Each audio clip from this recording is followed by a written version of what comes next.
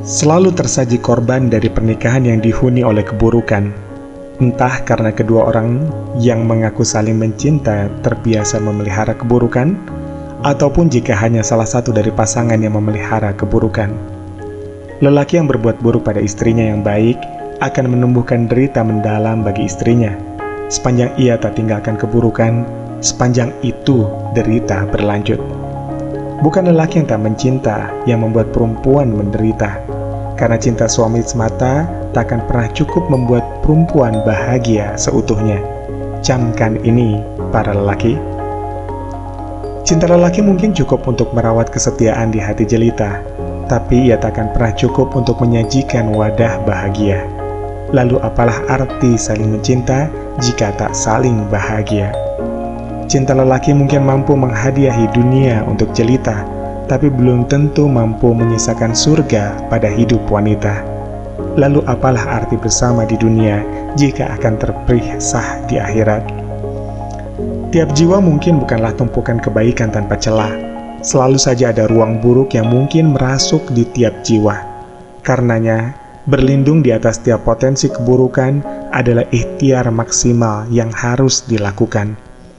Dari sekian banyak ruang potensi keburukan yang mungkin muncul dalam jiwa, keburukan terbesar yang mampu dilakukan lelaki adalah meninggalkan penciptanya. Janganlah kau mencintai orang yang tidak mencintai Allah. Jika mereka bisa meninggalkan Allah, maka mereka bisa meninggalkanmu. Imam Asy-Syafi'i. Lelaki terburuk adalah lelaki yang mengaku bahwa dirinya lah Tuhan sebenarnya. Sebagaimana Fir'aun berkata, "Ana rabbukumul a'la," akulah Tuhanmu yang paling tinggi. Atau orang yang meyakini ialah yang mampu mengatur hidup matinya seseorang. Sebagaimana dialog Nabi Ibrahim dan Raja Namrud ketika Ibrahim mengatakan, "Tuhanku yang menghidupkan dan mematikan." Maka orang itu berkata, "Saya dapat menghidupkan dan mematikan." Dalam derajat yang lebih rendah, mungkin bukanlah pengakuan sebagai Tuhan yang terucap atau kemampuan menghidupkan dan mematikan. Namun, rasa sombong dan tinggi seakan ialah segalanya dalam rumah tangga adalah ujian tersendiri bagi setiap lelaki. Mungkin benar, ia yang berikhtiar, sebagaimana sunatullah pernikahan menempatkan posisinya sebagai pencari nafkah untuk keluarga. Namun yakinilah, setiap rizki yang tertetes hadir sebagai karunia dari Robnya, tak semata hasil perasan keringatnya.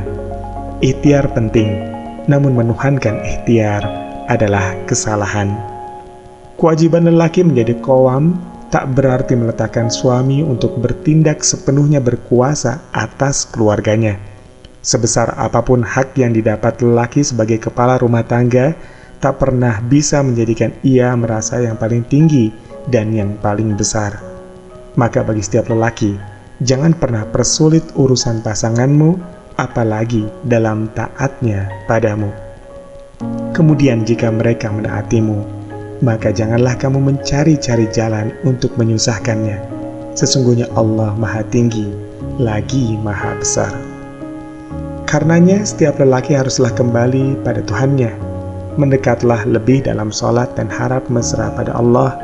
Hal ini yang amat mungkin menghindarkan jiwa dari potensi keburukan.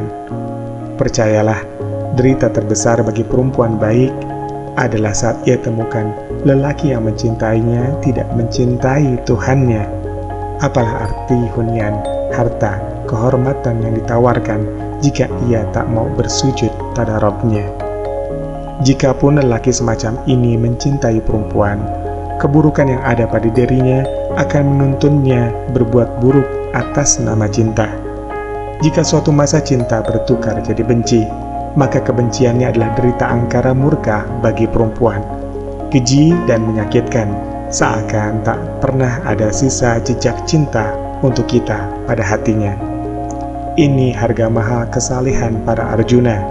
Dalam cintanya, ia akan mencintaimu, dan dalam bencinya, ia takkan mungkin menzalimimu. Tak ada derita cinta wanita yang lebih menyesakan jiwa yang semisal dengan derita perempuan bersuami keburukan. Untai doa yang terucap adalah permohonan berlindung dari keburukan suami sendiri. Bagaimana mungkin ini terjadi? istri memohon berlindung dari suaminya sendiri. Entah berapa juta jelita yang saat ini menangisi pernikahannya, bermohon jaga atas cinta suami. Hati selalu setia sebagai balas atas cinta suami. Namun saat yang sama, hati tak pernah cukup merasa bahagia. Inilah tragedi cinta. Saat cinta tak selalu berujung dermaga yang indah. Saat cinta malah membuat jiwamu meronta. Saat cinta membuatmu mengadu dan berdoa. Saat cinta membuatmu memohon keselamatanmu dari suamimu. Sebagaimana doa Asiyah binti Muzahim, istri Fir'aun. Ya Rabbku, bangunkanlah untukku sebuah rumah di sisimu dalam Firdaus, dan selamatkan aku dari Fir'aun suamiku dan perbuatannya, dan selamatkan aku dari kaum yang zalim. Karenanya, untuk setiap kesalehan yang terona dari sosok jelita, setiap lelaki harus paham bahwa cinta saja tak pernah cukup untuk membahagiakannya.